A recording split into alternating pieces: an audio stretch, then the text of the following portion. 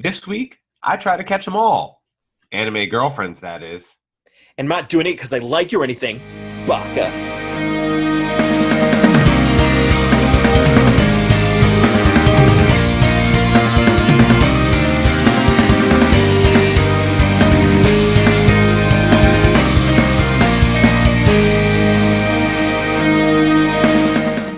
Hi, I'm Kyle.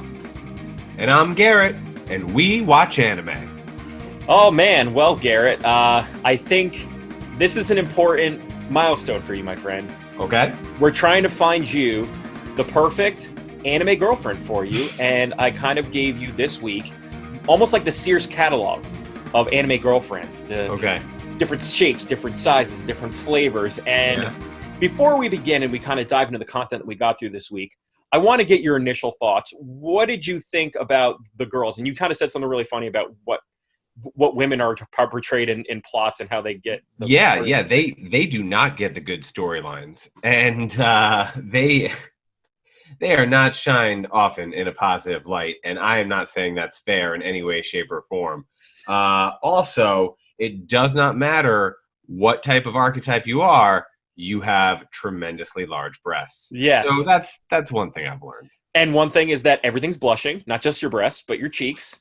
And everything's blushing because you're just always embarrassed to be, One of the characters, I was going to wait, when they blush, these thought bubbles come up with, like, pink dots. And I kept thinking that, like, pig nipples were coming up because it looked like the underside of a pig with, like, the pink nipple dots. I'm like, what the hell is happening? Yes, unfortunately, that's a factor of ellipses being in Japanese style. So instead of ellipses being this way, it goes this way. But I can see how you can go to pig nipples first. You know what? Yeah, I mean, but you know what, Garrett? There's a lot lost in translation for a lot of these things, and this is just me slowly easing you into what it means to be a true fan. And so you're saying that the Japanese written language goes up and down, north and south, not east and west. And no, actually, it goes east to west, right? So it goes right to left. So it's actually like the exact opposite of how you would read it. And if you read manga, like I've given you a manga before where it's in the orientation of going where we would normally read. Okay, right. So it's right to left, like it's Hebrew. Well, not. No, ellipses are pig nipples. Yes, the ellipses are pig nipples. That's going to be in our tagline. So basically, the reason why, and for those of you who are listening, I've had Garrett embark on a journey, much like we did with fan service, to kind of discover what it is that makes storylines that involve more than two women so the same, right? When there's a woman, there's a woman and a man, they have kind of a unique situation, a unique relationship. A lot of times you can fall for them as like a relationship. But when there's more than two women vying for one man's attention, they all fall into like these little categories. And that is the girlfriend archetype. And so tell what I strategized for you this week. Right. So Kyle lined up for very different archetypes for female characters. Tsundere, Kudere, Dandere, and Yandere. You know what? That was fantastic, Garrett. Was it? Was close? All right. Yeah, that's actually very good. Okay. So for the I have no idea what any of those mean. However, we'll get into that. Yeah. For the Tsundere, there was false love. For Kudere, there was absolute duo. Which I apologize for making you watch. That was not the worst of the bunch. Really? Okay. Because I watched it, I was like, I don't like that. Dandere, which was the world only God knows, which is a pretentious as hell title. And then there was Yandere, which was Future Diary, which was effing creepy, man. Yes, but I mean, I think out of all those four, you would actually really like Future Diary more than the other ones. But so what we're going to do, what I do first before we dive into the actual episodes that you watch, is I'm going to give you a short explanation in my own white guy way of explaining to you what these particular terms mean. Now, what happens is that a lot of times in Japanese, they speak in what's called onomatopoeia. So for those who aren't English linguists, it's sound noises. So how we say bing and zap and pow and all those things that Batman would say when he punches someone in the face. That Adam West had on the television. Yeah. Japan has even more of those, if not more so. And a lot of ways that they explain things or they talk involve sounds. So if someone's saying that, like, my heart was beating really fast, They might just say doki doki, which means my heart was beating, the sound of what your heart was making. So in this case, deredere, D-R-E-D-R-E, is to be lovey-dovey with someone. So when it adds that suffix, it means that eventually you're going to get to a loving relationship with this archetype. All right. So if it's a tsundere, yandere, it's all for the intent of a romantic relationship. There's other suffixes that get added to, but for the most part, dere is what's added. The beginning parts are personality quirks that come out in very, very common ways across anime, especially in the harem and romance genre. And so for the most part, you'll get tsundere and kudere and dandere, and yandere is its own thing, like way out in the back. And we'll dive in a little bit more as it goes. So to start, and how we kind of always start, is we're going to go through the 4 episodes, and I want to hear your initial impressions. I know, once again, just like in fan service, we gave you the middle of the season. You had no idea what was happening. So I don't know, like, the greater story arc going on. I'm just taking this little sliver of life. And, and not only that, but like, I also asked you not necessarily to really care what the story is, more what journey was these individual women going on, and what was their experiences like, and what was their tactics on getting around the problem. So the first episode we're going to be talking about is episode 6 of season 1 of Nisekoi, which means false love. I watched this one before. I've actually read the manga more than I have the anime. And I read it all the way through, so I know the whole story. But I want to hear what you learned from it, and especially the misadventures of Chitoge, who is the quintessential blonde. Yeah. Well, 3 out of the 4 anime that you gave me were like school-based, like school uniforms, high schoolers, and I imagine that that's a strategy to write stories about the people that probably be watching the anime. Yes. As simple as that. So Chitoge is a really prickly character. So what I got from the episode was, it seems to be there's a boy that Chitoge likes, but she's doing the hard to get, tease you on the playground type of attempt. And in the episode, from what I gather, there was some sort of incident at the pool where I don't know if she was almost drowning or she had trouble in the water, and this guy like saved her, and she wants to thank him, but she also wants to call him an idiot every other word as well. It doesn't help that is it Ichiju? The character's name. Anyway, the male character, Ichijo. It does not help that he's a friggin' moron. He is dense as a brick wall, and so true. And I'm glad you got that out of the first episode from this one. But go ahead. Not only is she a bad communicator, but he can just not pick up on like anything, and which of course leads to some humor. But yeah, no, she's just very like, she's like, oh, I don't want to, like, this idiot, how come he doesn't understand what I'm saying? I'm just trying to say thank you. And while she's trying to say thank you, she's practically insulting him. And that's kind of what I remember most of the episode was she tries to thank him like 5 times in the hallway, and every time ends with her beating him up. And he's like, whoa, why are you doing this? Why are you doing this? And she's like, let's try this again, dumbass. And this is like, I love it because I picked this one for several reasons. One is, I think for each of these episodes that I picked for you, I wanted the specific archetype to be the central character of the story, because usually the archetypes, like the Tsundere, is one of like the secondary love interests. So just to kind of give the honorable mention on what normally happens is that usually these series, usually where there's romance or harem or any other thing where the male is involved with several females, is that they're usually introduced to the girl next door who's like kind of your friend, but you kind of consider you the sister, but like you're kind of still interested in him. And that person gets introduced first. Then the second person you get introduced is usually what's known as the tsundere.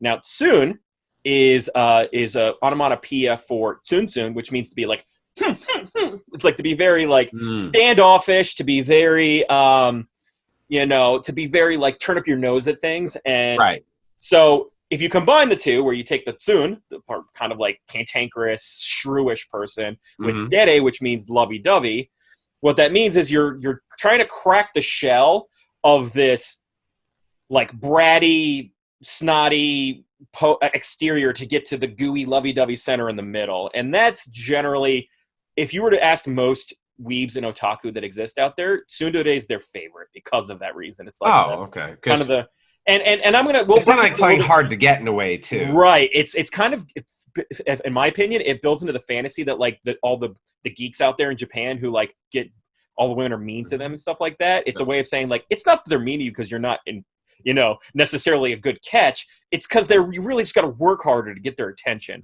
And like, I don't know, you know, it's a little bit of that. Okay, whatever you got to tell yourself, bud. Like, yeah, it's pretty much a fantasy that is portrayed through this archetype. And so the reason why we're kind of delving into it is you're going to see this one a lot more than others. And with this anime, more than anything, and I'm glad you brought up the male character protagonist, and I want to dive into more of that, is that anytime there's a harem or a episode or anything with central male with multiple females, the male is the densest, dumbest human being who has no ability to pick up on body language, words. He's just like, oh, she seems to be blushing and running away every time she sees me. She must have lots of stomach trouble. Like, it's a lot of that. And I'm with you. Like, I read the whole thing throughout the entire arc of this thing. And I was like, this main protagonist is so dumb. I just like him. He, you know, and once again, you and I like... And isn't he like, I kind of read the description, isn't he like the son of like a Yakuza or something? Oh, yeah, great. Like thank you for reminding me. So the story of Nisekoi is that Ichijo belongs to a Yakuza family within his group, but he doesn't really want to be part of it. Right. He just kind of wants to go of his own way, but he still is like the next heir because it's family based. Yeah, it's kind of a hard family business to get away from. Right, exactly. And with Chitoge, she is the heiress of the Beehive mafia group. So she's like an American gangster. Okay, so that kind of makes sense because then they have this 5-minute ordeal over the food she's eating in the beginning of the episode where everyone sits down to lunch and she opens her bento box and it's like caviar and lobster and they're like, whoa. And she's like, I am from ordinary family. And you're like, oh, well, she's actually so for Chitoge and Ichijo, unfortunately, when they first met each other, they didn't know this about each other, about their respective families, and they just hated each other from the initial get-go. They just disliked each other. But then the two mafia families, in an act of like peacefulness, they decided to make it seem like these two are dating so that there won't be a war between these two particular families. So, because you're not going to attack the other if they're connected. Yeah.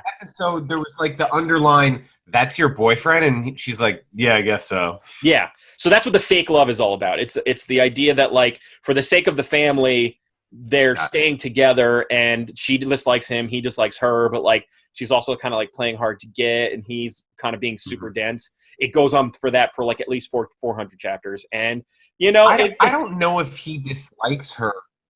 I don't know if he dislikes her so much as he couldn't find his way out of a wet paper bag. Yeah. And not only that, but she's this particular Tsundere archetype known as the Tsunhime, and Hime means princess. So it's the Tsundere, but she's also like actually a high-class person. They call her Ojo-sama, which means like great heiress or great daughter or honorary daughter, like young lady. So she's actually has like status, and so she kind of plays that off as in that way because she has that prissiness to her. She's very much like that. So, so just to kind of give you some summary of what you'll find in a Tsundere, some classic things that you'll notice is that unlike Chitoge, most of them will have this like constantly have a RBF or resting bitch face where like their eyes are constantly like angry and gruff looking.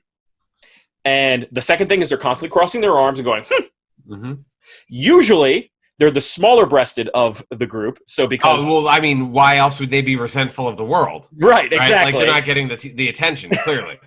And the big thing that I love to bring out and I was testing this out today is they love to point, and like when they call someone a jerk or a baka, they don't just point, they point up with their thumb out. And I don't know how they do that, but they're like, you are such a jerk. And like, yeah, try doing that. It's really painful, but they do it all the time. Like, you, I don't like you. And then eventually they do. Exclamation point of points. Like, yes, exactly. It's like if you could flip someone off and stick out the thumb, it like gives it a little bit more oomph. Our Tsundere is often not the primary female character, but a like the next female character. Yeah, so it's usually in like, and I hate to be overgeneralizing because like, you know, like in this case, the tsundere is the main character, and that's not always the case. Usually, it is you get the girl next door, your best friend of many years, who always wakes you up in the morning, and then he accidentally sees your panties, and then there's the tsundere that gets introduced, and then you got usually then you got the kudere and the dandere, and all that stuff gets kind of going on as it goes. But really, the tsundere is one of two directions. It's either the actual love interest that you end up getting because she's the one you really want to crack, the shell you want to crack, or she ends up being like, she ends up learning to lighten up. And that's usually her character arc. Is not so much. Kind of reminds me of like Rizzo in Grease. It's very good point. She's very stuck up and tough talking. Doesn't take anything lit from nobody. She takes because she's got pride. She's got power. She's a badass mother who don't take no lip from nobody. Sorry, I don't. Anytime you have any way of getting me into Cool Runnings, I'm gonna go to Cool Runnings. I'm sorry for those. Feel the rhythm. Feel the rhyme. Anybody who's younger than 25, I apologize. So that's just generally with the tsundere is that the arcs are usually they're going to be the love interest, or they're going to be the male kind of inspires them to lighten up and realize that like, the upbringing that they have doesn't define them. Overachieving doesn't define them. That they can be actually caring and have friends and stuff. They usually don't get a lot of friends because of this. And if you can tell, Chitoge really needs to find friends. Yeah. But that has two that try really hard, but yeah, it just doesn't work as well. And they're usually the most violent. They're usually the most one that will do the most smacking and kicking and all that stuff. So yeah, she beats him up numerous times. So eventually we'll rank. If you were to collect them all, so to speak, we're going to rank these. But from what you learned of the plot and of what I told you about tsunderes and like, would you want to learn more about Chitoge's story? Would you follow up on Nisekoi? Now that I know that it's like sort of again, I was just hopping in, but now that I sort of know that it's about this false story to keep two like warring clans of the Yakuza at peace, like that adds some intrigue. Right. Also, though, he walks around carrying a pendant that's like the size of a baseball mitt. So that dumb necklace. That is the central thread because I know you don't need to get into it because it's about another girl and blah blah blah. So the central idea for him is that he's got a pendant and there's a girl that he promised himself to that has the key and like the key is going to go into the pendant, but like he doesn't know who, and like eventually all the girls have keys and it's really stupid. So like you got the key to my heart box. Yeah, like, it's so on the nose and like it lasts way longer than it should. Like. And at the end of the day, you do find out who it is, and it really doesn't matter. And it's the biggest letdown. It's like How I Met Your Mother. You're like, come on. This is what I'm saying. The main Ichijo is the Ted Mosby of anime. I can't stand it. But there's a lot of other characters that are like him. Yeah. So moving on, we are going to be talking about the next version of the girlfriend, and that's the kudere. Yeah. And I want to apologize to you beforehand. I don't understand why. I was highly entertained by Absolute Duo. With Absolute Duo, I made you watch episode 2 or 3 of season 1. Yeah. So I just like there's things that like really annoy me, like when they're all working out in the gym and like they're all pulling their underwear snaps and stuff like that. Like that's what I was like, done. I don't want to watch this anymore. So tell me, what was your experience learning about the lead character Julie in that show, Absolute Duo? What did you learn about her approach and how she is? And First of all, Absolute Duo, as best I can gather, appears to be some sort of training school where these highly talented or these younger people, I don't know if they're children or students or whatever, have potential to do something greater, to become Absolute Duo. Now, the end of the second episode, again, so we're not spoiling like the whole series for you. And if you did, I have to pick like your permanent duo partner and then say like a really wonky oath that like makes them your life partner. It's not romantic, but anyway, so Julie is the scene opens. She's laying in bed with her roommate, and and she's like whimpering in her sleep, and he's like, hey, how did you get in my bed? Your eye rolls, by the way, Kyler. Like, Yeah, they're I'm coming sorry. back I'll try to around. refrain from making faces. I'm in the middle of it, but go ahead. So Julie was kind of this, like, she's incredibly talented, and but she's also helpless. Like, she won't stand up for herself. She's quiet. She's and it got okay. So I guess it got a little heavy-handed by the end of the episode. So these two characters, and I forget the male character's name, but they're going through this schooling together, and Julie is like an exchange student. Like, I think her mother's Japanese, and she's not She's not fully Scandinavian. Japanese. Oh, that's why she has silver hair. Yes. Good explain away. Right. So he starts helping her through schooling. Like, she speaks Japanese really well, but she's not good at writing it. So he starts helping her with a writing lesson, and he tries to really encourage her to talk to other people and all this stuff. But ultimately, she kind of falls flat on her face, and at the end he has sort of this like male savior thing where he's like, I will be the rock upon which you lean, and he gets her to swear to be his forever duo, which, I mean, she wanted anyway, so it's not like he was talking her into something that she didn't want to do.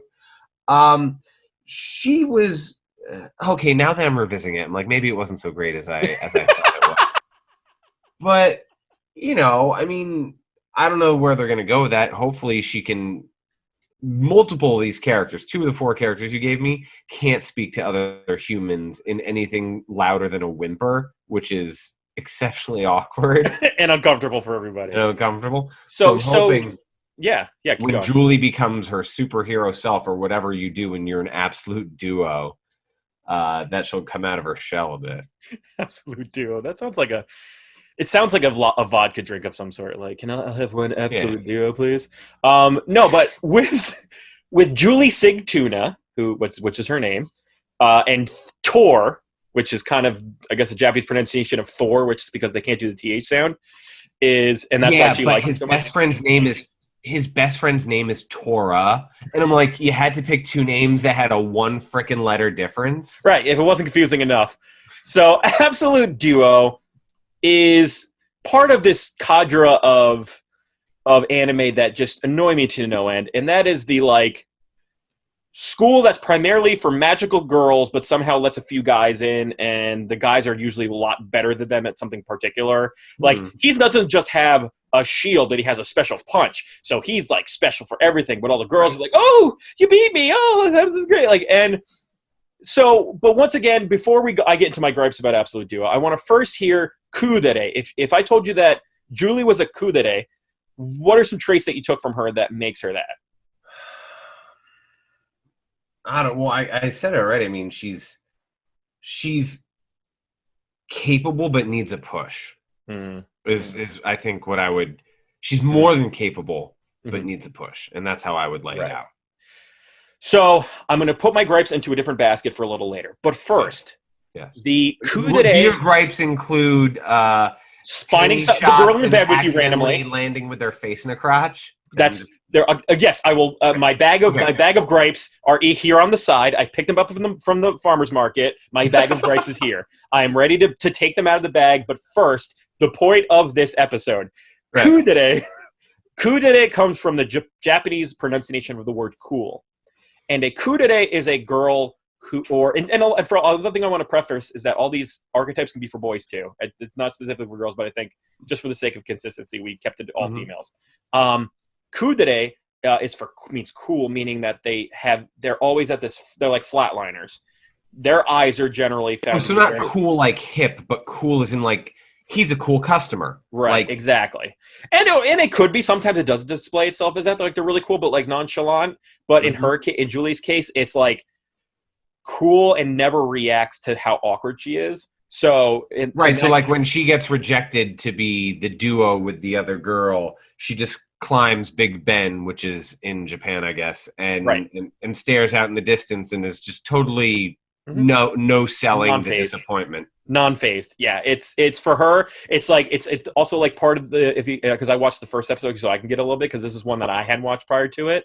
Is that she always wears like a boy's shirt for her pajamas, and like he's like, "Why are you wearing that?" She's like, "These are my pajamas," and he's like, but that's a guy's shirt. It's not real pajamas." She's like, "Well, I'm wearing it to bed. Doesn't that make it pajamas?" And then she like crawls over to him in that shirt, and then she like leans really close and's like, "I really like that move you showed me the other day." And it's like she does it.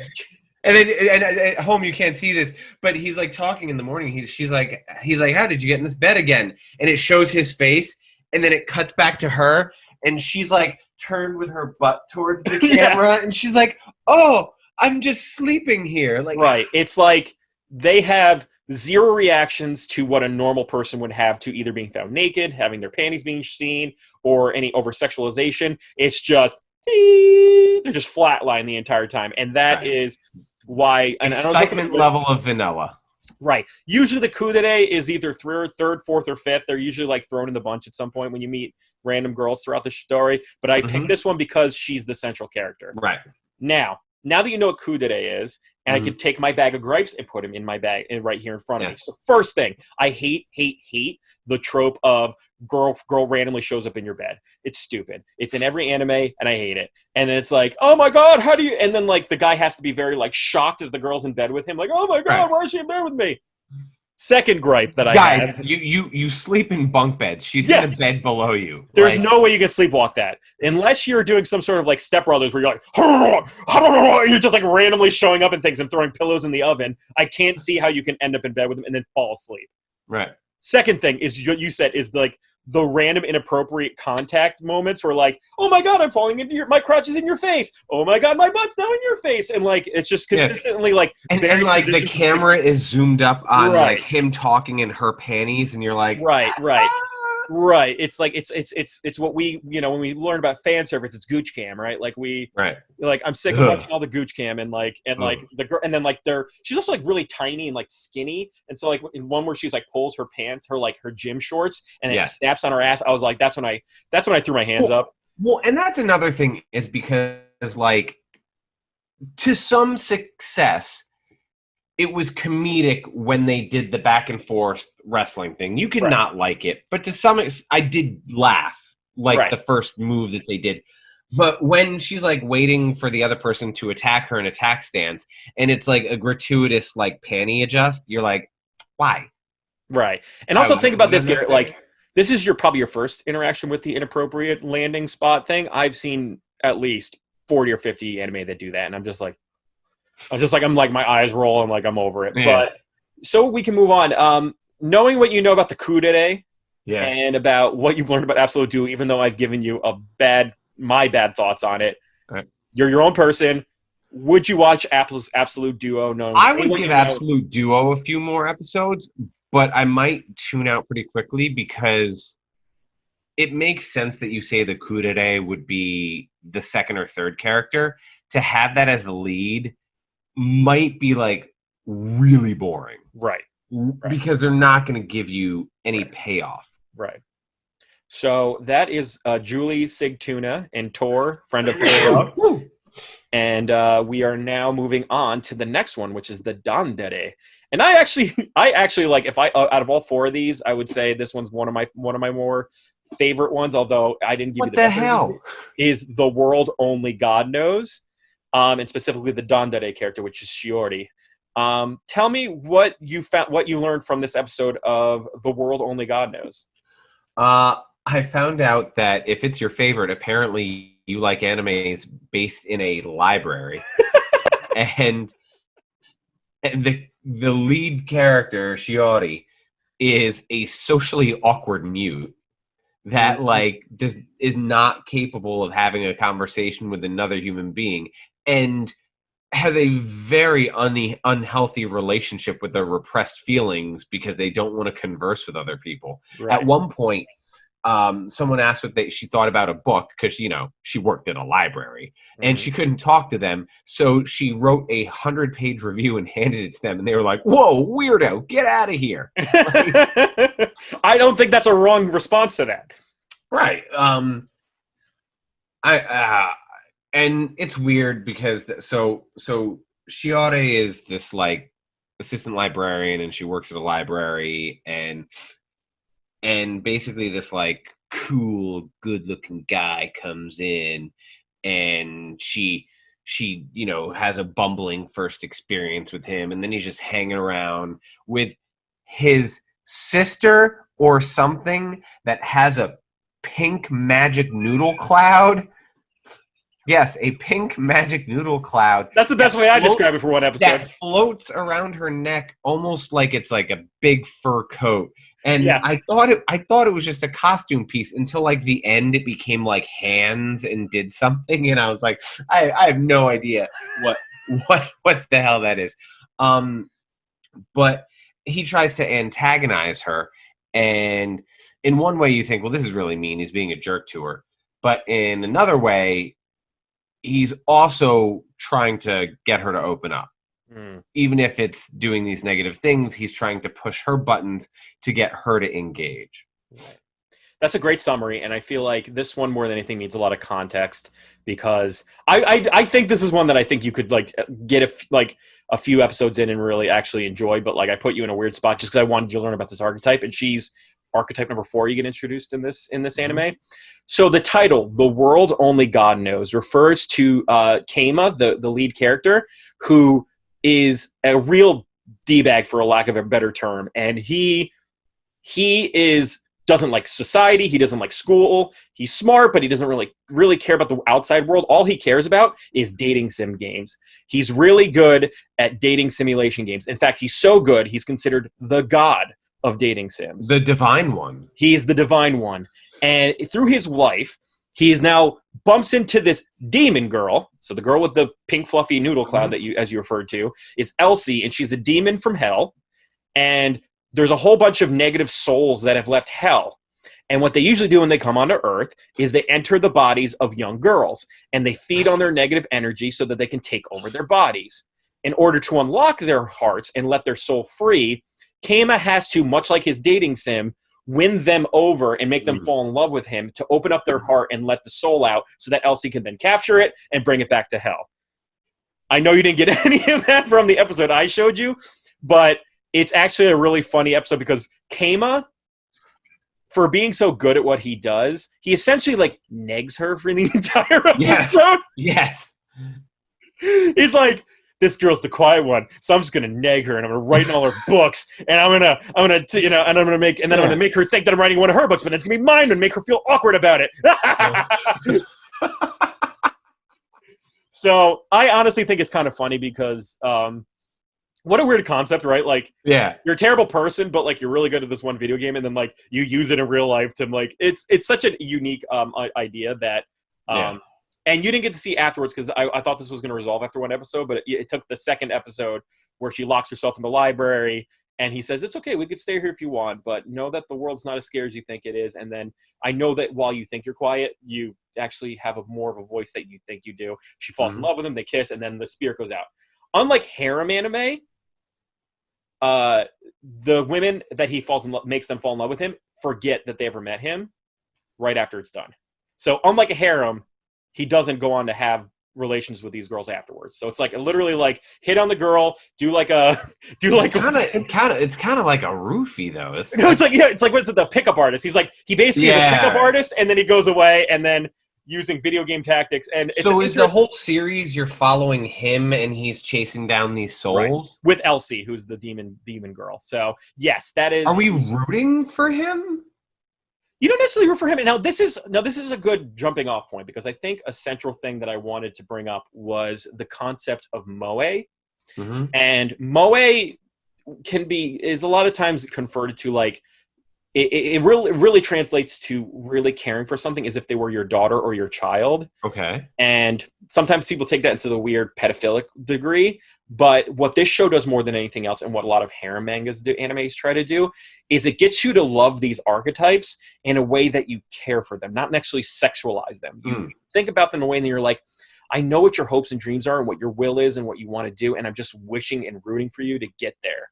Okay. And that's what this show tries to do. It tries to get you to those feelings of moe. So like you'll meet an athlete that doesn't feel like she's good enough, or the librarian who feels like her library is going away from her and doesn't have a voice. And so Keima's trying to push that moe sense out of them. And so Keima's not really the person you're rooting for. You're rooting for the women. And I think that's an important thing to take from it. But I really hope all these women kiss this douchebag. Because otherwise they're going to, because the alternative is that a demon will take over their body. So when did the demon get in her? When all the hell opened up and it went to a whole bunch of, it was, I mean, the thing takes maybe, it's probably been 3 months since it's happened. So Elsie's going in and taking and doing a lot of hunting. Yeah. Okay. So yeah. So it would make sense if we started from episode 1. To answer your next question, what does the Dan in Dandere mean? Yes. I got no clue. Yeah. No clue. I know it was similar to Kudere, but the difference between the Dandere versus the Kudere is the Dandere isn't necessarily quiet, but she's more shy quiet. So dandan means like, kind of being reserved and quiet. So they're always going to stutter usually. So like where she comes out, it's like, hi there. Like almost like you're going to, like she knows you're going to hit her. Like that kind of thing. Like don't hurt me kind of thing. Like she's always, she's very quiet in that way. She has a very strong internal voice, but never mentions it. And so your sense of moe with her is making her find her inner voice, make her find her confidence, her strength of will. And so the Dandere, I can't say is usually the lead female character ever. She's usually kind of a side character, and you're just trying to get her to feel better about herself. And usually they come with low self-esteem as opposed to the Kudere. Right. And that's generally what you're going to get from her. With Shiori, you find that she speaks a lot with an inner voice. So she wants to speak. Her voice doesn't really come out, but her internal monologues are going like this. So that's a good characteristic of Dandere. I did laugh because I read the manga of this one first before watching the anime. And my favorite moments, every time she's trying to say like Baka or Aho, but it's like really quiet, she like gets into his ear and she's like, Baka, and it's like this like little wave goes through his ear. like imagine like getting really close to someone going, Baka. Because you couldn't like pull it out. So I'm glad you brought that up because I hear it throughout all of these. Inquiring minds, including your friends, want to know, what the hell does Baka mean? Yeah, so Baka, which you probably heard from all these archetypes at least 3 times an episode, it means idiot. It means it's an insulting reference to being an idiot or dumbass. Another thing that was said by Shiori was the word aho, which is different. It's kind of a little bit more like foolish or you're a fool, but it has the same mindset, which is like when the girl's being like, kind of like, oh, I don't like you, and like idiot, get away from me, don't look at my panties, don't look at this, like, oh, you're an idiot, like that. When they're weakly slapping you away, that's when you'll hear the Bakas a lot of time. And so Dandere is one of those archetypes. As I said, they're not going to usually be the main character. That's why I had trouble finding out one. But keep that in mind, Garrett. Now that you know these archetypes are, we're going to make you list which one you'd want to be your waifu at some point. So the last one, and the one that I'm so excited to talk to you about because I actually think it's a really good anime, is episode 4 of season 1 of Mirai Nikki, or Future Diary. And we followed the exploits of Yuno, who is the Yandere character. So tell me what you learned about Future Diary, which is probably a complete different from what you would watch prior. So are we actually following Yuno? Because I thought Yuno was a companion character to the male lead. So So how did you see it? So as I understand it, which is not always as it is. Yeah. It appears that there is this teenage boy who is being stalked by this teenage female named Yuno who has pink hair. And the male's name's Yuki. Whenever he thinks negatively about her, she texts him, "What are you thinking about?" His job appears to be that he helps a detective in some way, shape, or form, and Lord knows how a teenager could help a detective, but Yuno tags along in this episode, which I'm sure she does all the time, and we go to this temple where apparently, all these followers are waiting to get into the temple, and they get into the temple and they visit another girl there, and I want to say that her name is 6, like the number. She is the 6th. It'll make more sense, but yeah, right. But you can call it the 6th. And so essentially, there must be some sort of line of of chosen people, and they have scripture or writings or diaries that change and can predict the future depending on who they are to varying degrees and varying powers and whatnot. When they find out, when the detective and the teen find out that Sixth is a future diarist, they appear to be very scared, so this is probably something that's not looked upon favorably in society. And then a whole lot of cult stuff starts happening, and followers start macheting one another, and essentially this teen boy, the cell that Sixth is in is made of wood, and it goes up in flames, and he wants to save her. But Yuno is like, no, we got to get out of here. And this is like a test of, if he wants to be with Yuno, which he does not, because he is very frightened of this girl. But, sometimes the people you're frightened of, you stay with because you don't want to die. Right. And also, he witnessed something the day before. I don't know if she killed someone in front of him or she did something extreme in front of him. And he keeps saying, could that be me? Could that be me? And so it sort of devolves into chaos. But ultimately, Yuno does save him. She figures out why everyone is acting crazy the way they're acting. They were hypnotized, yada, yada, yada. And there's a guy named 12th, who at one point ties with a rope over his head a dum-dum head. Looks like an eyeball. Looks like eyeball lollipop that he's wearing on his head. Yeah. Because he can't see, but he can hear really well. Right, and that's right. So stupid. And I don't know, there's a lot of crap going on. Like it's yeah, it was entertaining. It was never lacking in excitement or action.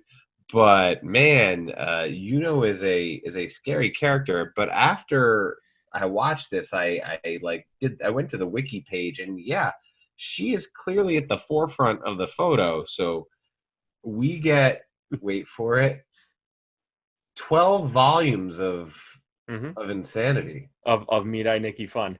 So before we get into the plot and make more sense of what you watch, because yes, that I can understand why that's like really confusing for the most part. But if I told you that Yuno is a yandere, what would you assume the characteristics of that would be?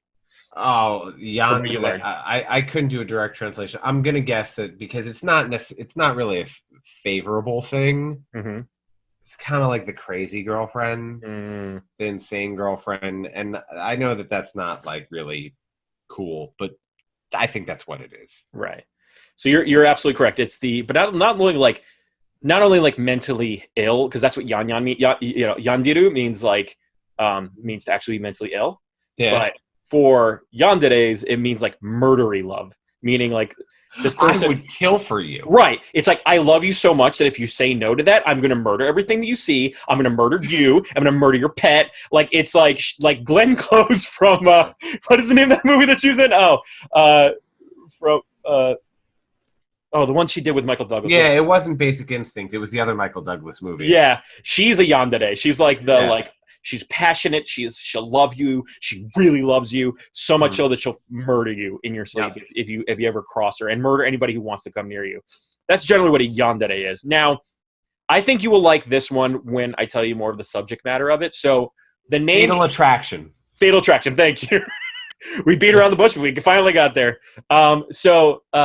Future Diary or Mirai Nikki refers to a tournament, a death game between 12 individuals who are giving individual phone or communication devices that tell them the future. So the way this game is played is they're trying to kill themselves to the last one, and it's being held by the Deus Ex Machina. So the god of time wants you to wants you to do this because you're going to take over his power, basically, be the god of time. So you want to be the last to die? The last one alive. You don't want to die. You want to be alive. It's basically to the last man standing. Now, you use your future diary. Each one is kind of different in a way so that you can survive the game and get it one step ahead. A lot of times when you read your future diary and it says dead end, that means you're close to dying or there's something's going to happen that's going to kill you.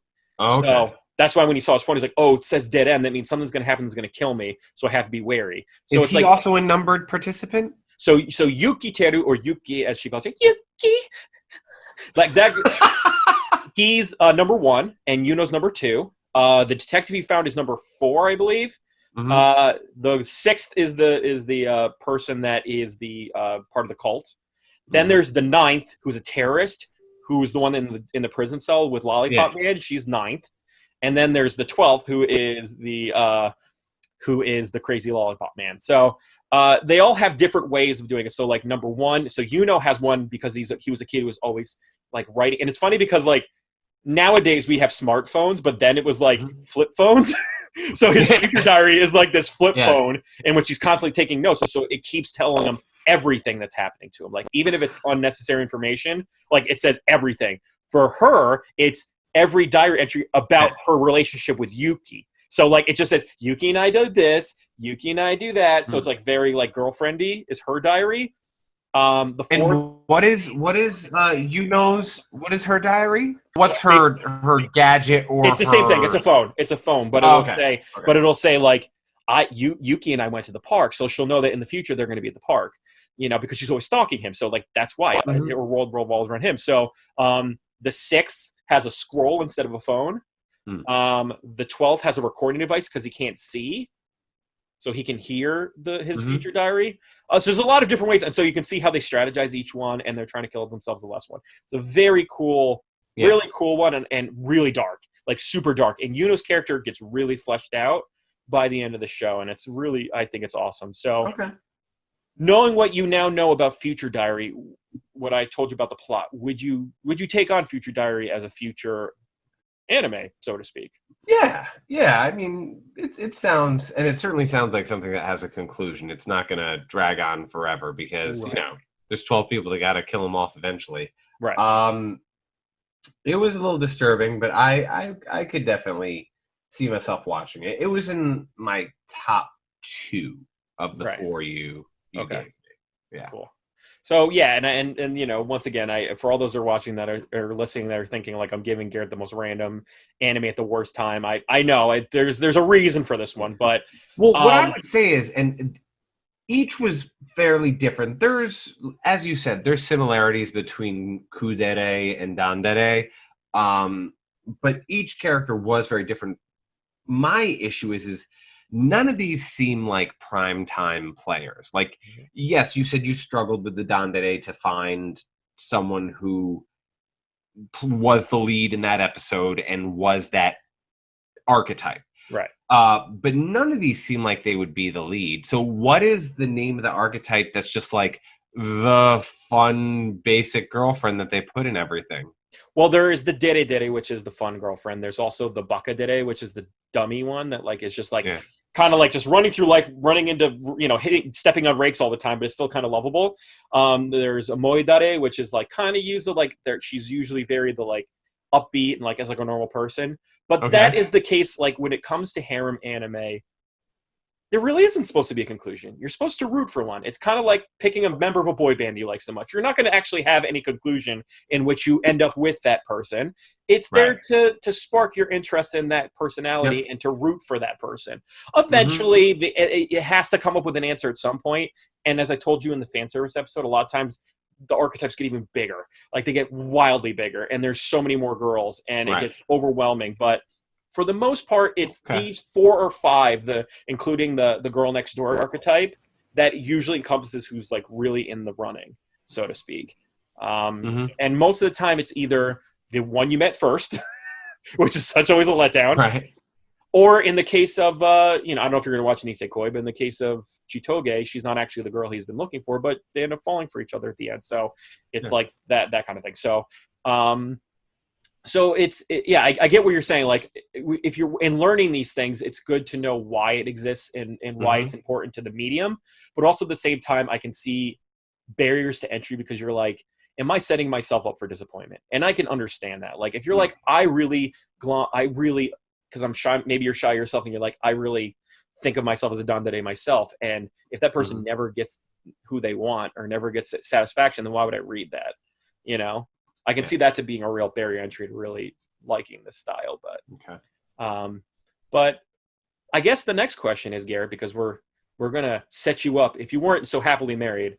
Yes. And Garrett was the world only Garrett knows, and we were gonna set you up with one of these archetypes who, you know, the perfect waifu for you. Yeah. Which one do you think that you have the most in common with that, or that you think that you would have the most fun being around? Well, I think like most people, our taste in everything evolves. I have dated a yandere. Kyle and I lived together in New York City when I dated this yandere. And let me tell you, when you fly close to the sun, it's fun until you get burned. And she brings out the hatchet and she'll go, Garrett. Why did you think this thought? I didn't think it, but you just did. What Jedi weirdo mind tricks are you giving me? So obviously, Yandere is not your top one. You know, the murdery one is not your favorite. So in my 20s, I definitely would have chased a yandere. I also would have chased and have my entire life like tsunderes, like because there is, for lack of a better term, when you're in the dating pool, the thrill of the chase. And if the archetype is that they're showing just enough interest to keep you interested, but they are, you know, you get to peel away the layers, or eventually you get to crack open the egg, one of two things happens. Either you get frustrated because you tire of this personality type, or you get what you want and you find out it really wasn't what you wanted all along, and that's kind of hollow and shallow, but it is what it is. Well, this whole thing's shallow to begin with, like, if you think about it. Yeah. So I would say for me, I would also be bored out of my mind with a Dandere. So I would say for me now, I would go for a Tsundere. And I actually think my wife is a bit of a Tsundere, and I say that because she's really a cool customer. Right.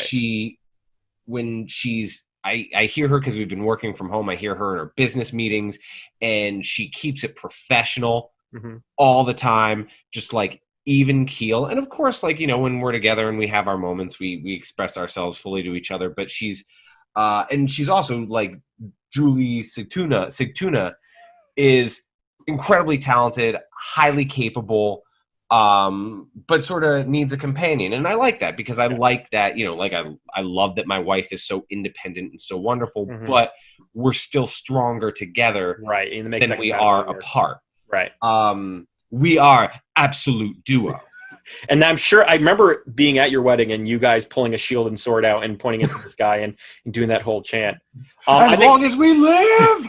I think for me, like, you know, I do have my types, and I do have a flavor of the week for me. I think being when you're a weeb, you do have a flavor of the week. Like, sometimes it's also you can fawn and lust over a yandere, but if you're using your thinking brain, you don't go near it. Right, exactly. Especially if they're hatchet bound, you know, where they have hatchets in their hands. Yeah. I think for me, the character that I always is the Dandere. I know it bores you, but I think for me, because I'm very expressive and I like being outgoing, I like I do this with my wife too. I know this, like when she's like shutting off or like being very like quiet, I like to like poke her. Like, for me, that's fun. If you said to me, Garrett, if Kyle said to me, Garrett, what do you think my wife is? I would say I think your wife's a Dandere. Yeah. She's very, but she's like quiet, but also like assertive. But at the same time, like she proves that point of like it's better to not speak and have someone think you're an idiot than speak up and prove them right. Like she's that thing of like, I want to be very particular with what I say before I do it, and she has an inner monologue. And when I act up around her, she holds her tongue. Right, because you're married now. Yes. So for me, I think I married a Dandere, but like the best version of it, you know, not necessarily Right. like she talks and she'll tell me what's up whenever she'll yell Baka as opposed to, you know, letting it squeak through my ears. So so last point, Baka, Kyle. Damn it. told me Baka quite often. And she's not wrong half the time. So when we get to our Weeb and Noob score, once again, the Weeb and Noob score is how is it for a fan versus how is it for a newcomer.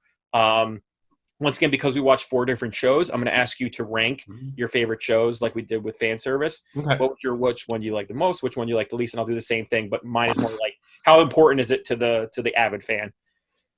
Well, I came in here with a ranking, thinking that's how you would do it.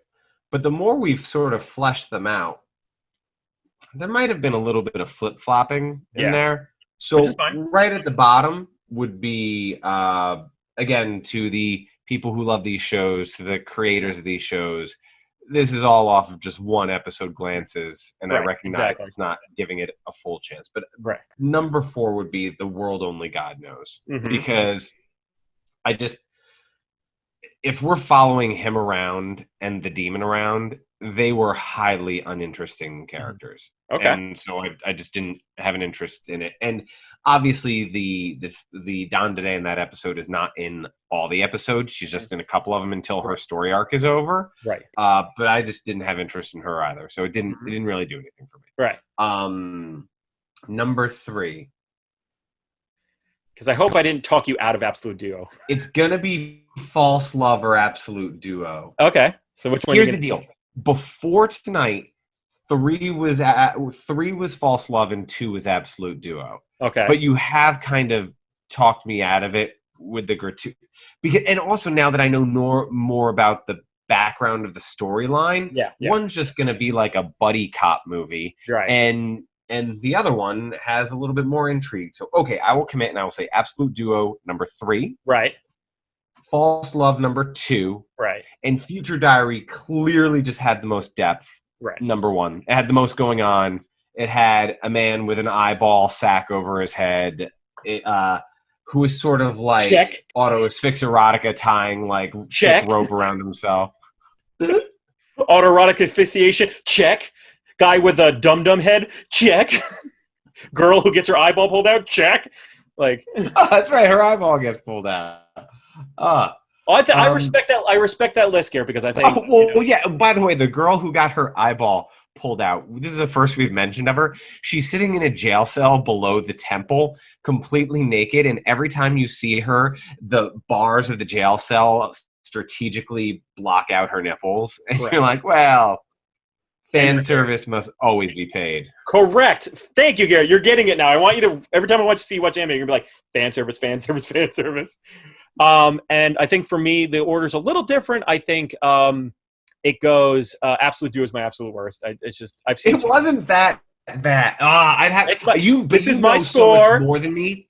Yes. I think it's because I've seen too many of that, like, vagina falling into face thing prop, for me to actually get, to enjoy it in any way, shape, or form. So 4 for that.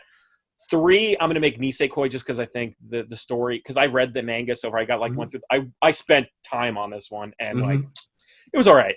I liked it, but it was all right. I really like The World Only God Knows. I think it's a really funny one. So that's your number 2? Yeah, it's my number 2, and then number 1, of course, is Future Diary. I think out of all these, I think we should do an episode on Future Diary. I think it's a really good. Oh, okay. That like death game. Yeah.